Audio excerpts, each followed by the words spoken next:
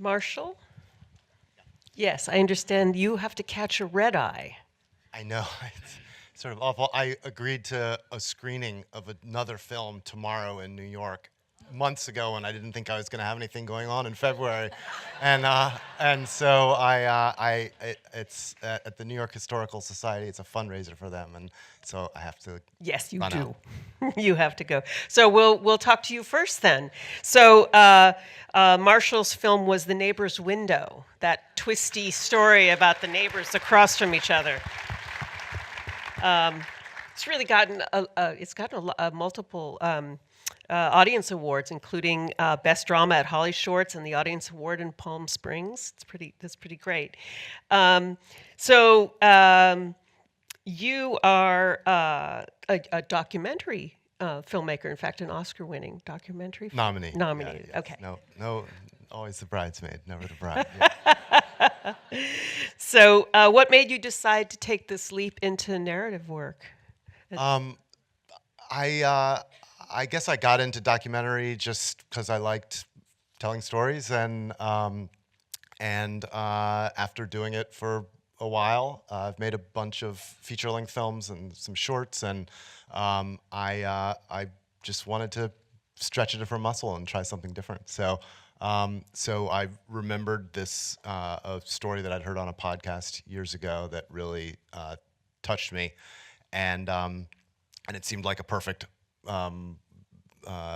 concept for a short film. And so I wrote it and got some friends to help out, and we made it. Yeah, it's terrific and really entertaining, and the performances are very authentic. You know your lead actress just did a tremendous job. She's amazing. She's Yeah. the movie, isn't she? Right. Good job. And can you tell us something about that true story that this was based on? Sure.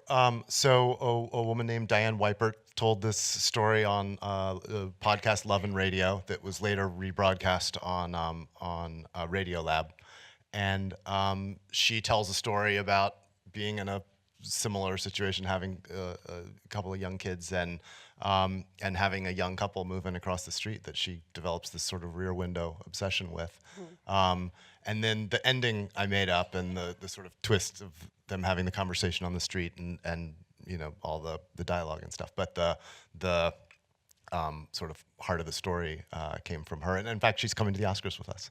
So we're really excited. She's been super supportive of the film and very sweet. I love that ending. I love the something we wouldn't have gotten from Hitchcock's Rear Window, which is well, we did get a point of view from that, but not to this degree. Yeah. Yeah, great job. Thank you so much, and congratulations. Thanks. I'll let you run if you need to run. Yeah. Thank you so much. And thanks to all of you guys. Your films are so terrific.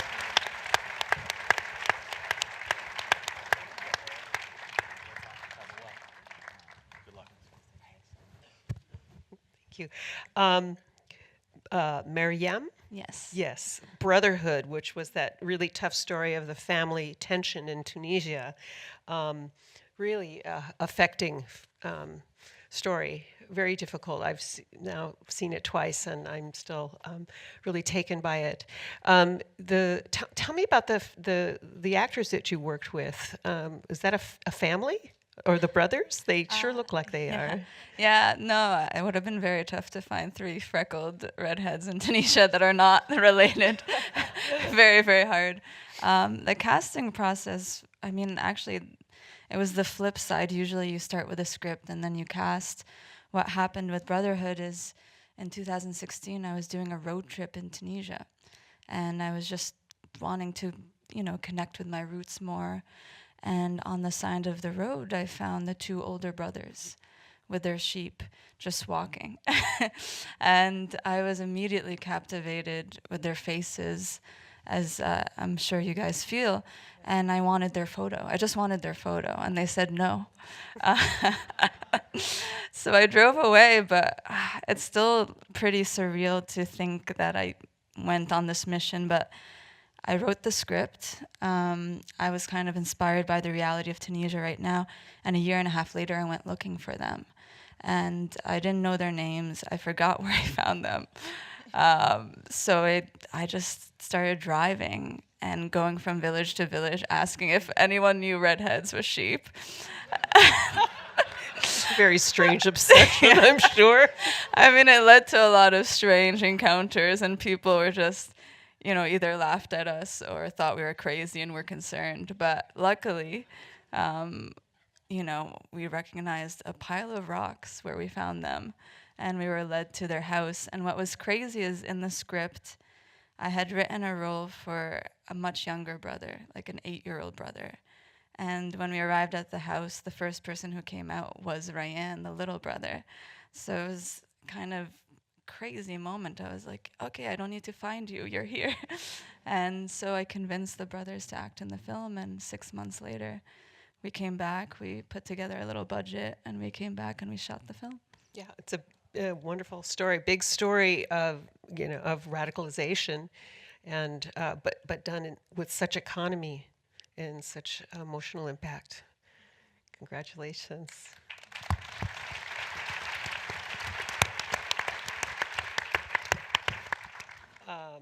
Yves? Yes. Bonjour. Bonjour.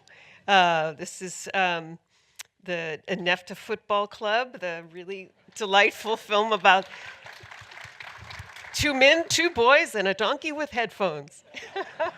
Exactly. So this was inspired by some real experiences in your life? Yeah. Obviously. Which of those 3 things? There are so many things, but one thing's inspired the movie come from my childhood, and I was 13 or 14. I don't remember exactly, but I was. I often snuck out in forbidden places with a torchlight on my friend at this time. And one day we found out a twisted spoon and a camping stove and thousands of little bags full of white powder. And we thought at this time it was probably drugs material. So we take all this loot on our motorcycle and we dumped it in the river. So it's real. But I kept this story secret during 30 years. Wow. Wow. So the characters are just really wonderful. They're really delightful. Can you talk a little bit about how you evolved them, the relationships, the drug dealers? I love them. I want to see a movie of those guys. You mean the children? You talk about the smuggler, or you talk about? I was talking the smugglers. Yeah. You talk about the smuggler. But I mean, they're all really fun. Wow. It's they're actors I knew at the end of the preparation because I found them very 10 days before shooting. So it's Ilyes Salem. He's a French actor, famous in France, and his comparse Hicham Mesbah. So we worked together for find this game for this play. So and they give me and I let them play and because Like improv? yeah, it's important to let the actor be creative. So yeah, it was really fun. And in fact, it won a series of audience awards, including Best Comedy at Aspen Short Fest. That's a really fun festival. That's a great one. yes, Congratulations. thank you very Yay. much. Then Brian Buckley Yes. for Sariah, Yeah. the devastating film.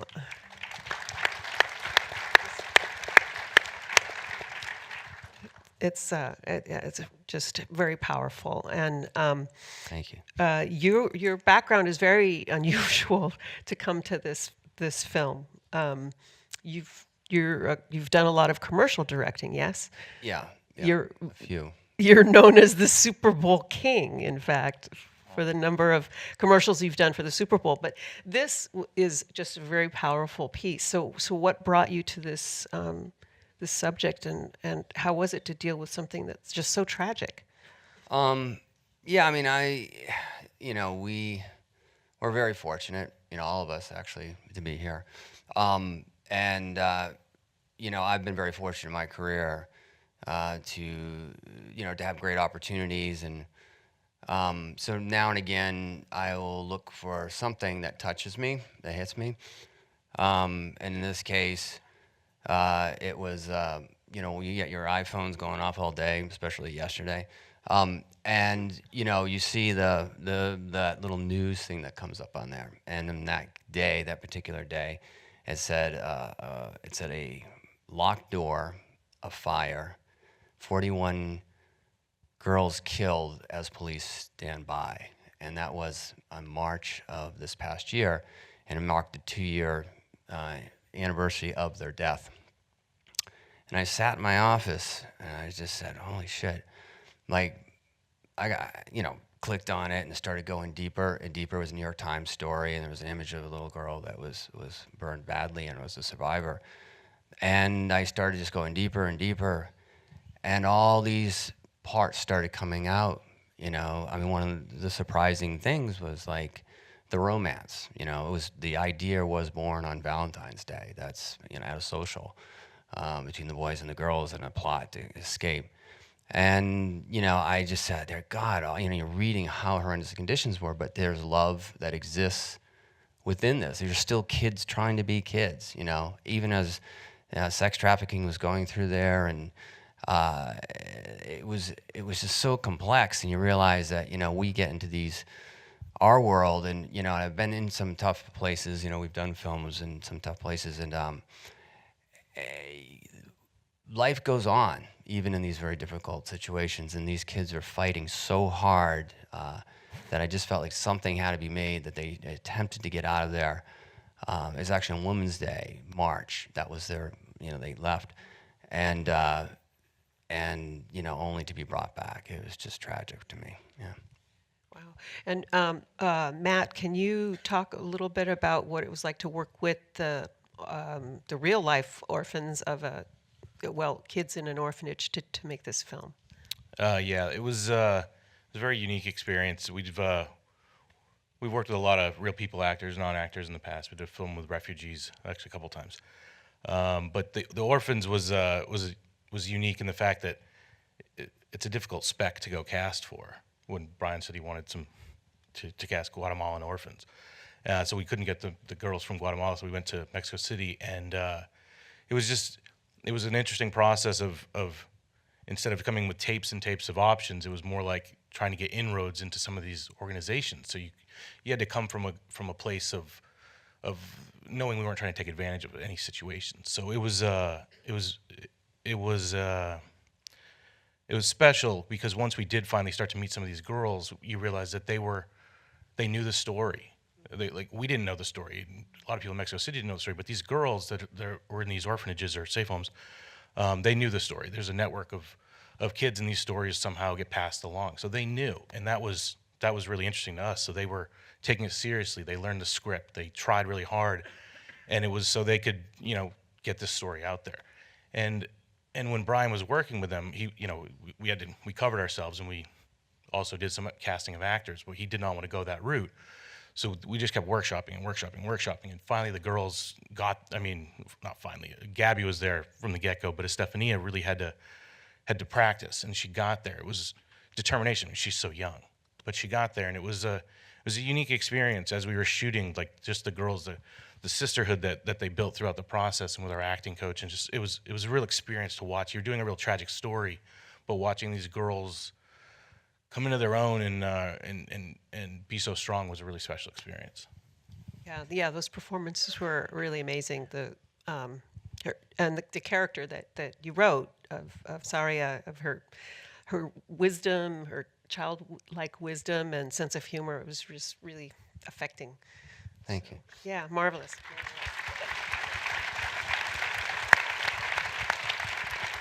And Delphine, with a sister.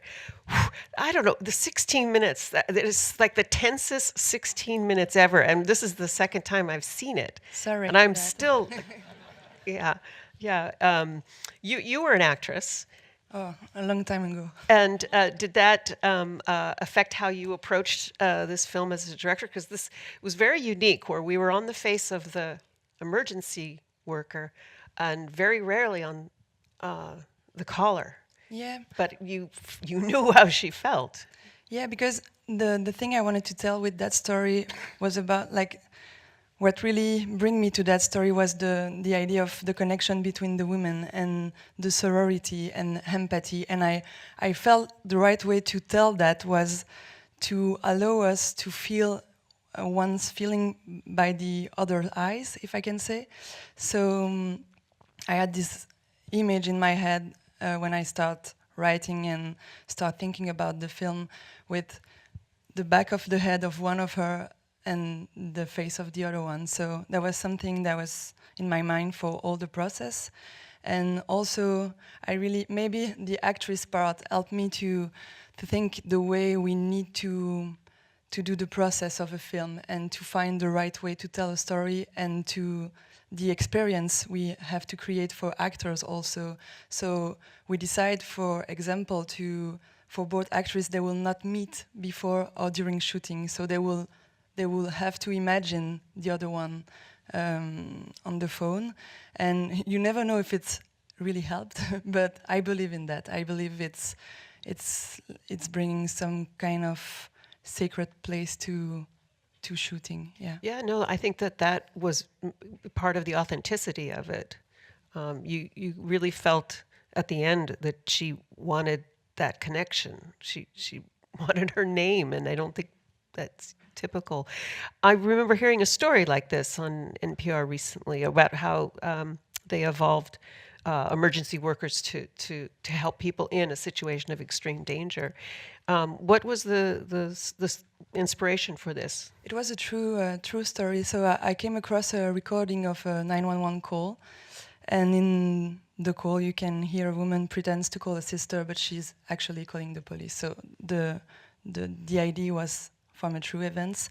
And at first, when I heard that, I was overwhelmed, of course, but I didn't think I will do a film about that. But the story really stuck with me, and I started to think, okay, I need to find why this story is like staying with me. And yeah, like I was saying before, it was really the connection, and this story allows me to approach violence, communication, and yet the worse and the better. Like, you can act so bad for a person, but somebody that you don't know can act so good for you. So that was something I wanted to explore. Yeah, very strong, very powerful. Thank you. Thank you. Thank you.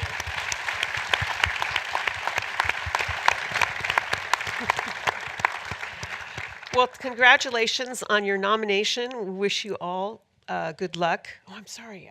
I was thrown by Marshall going first. Sorry, I didn't get a chance to ask you. But I'm sure you're going to enjoy it this Sunday. So thank you again. Thank you. Thank you. Thank you.